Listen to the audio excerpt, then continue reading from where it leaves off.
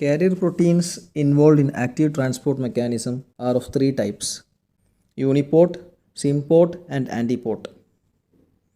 So this is a diagram showing the different types of carrier proteins. The first one is uniport. Uniport is the carrier protein that can carry only one substance in a single direction. It is also known as uniport pump. What is symport? You can see in this diagram, symport is the carrier protein that transports two different substances in the same direction. As shown in the diagram, two different substances are transported in the same direction. The last one is the antiport.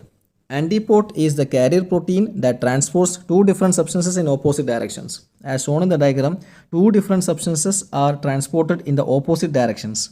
So the carrier proteins involved in the active transport mechanism are of three types: uniport, symport, and antiport. Uniport is the carrier protein that can carry only one substance in a single direction. It's also known as uniport pump. Symport is the carrier protein that transports two different substances in the same direction.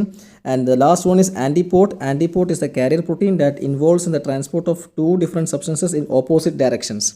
So these are the carrier proteins involved in the active transport mechanism.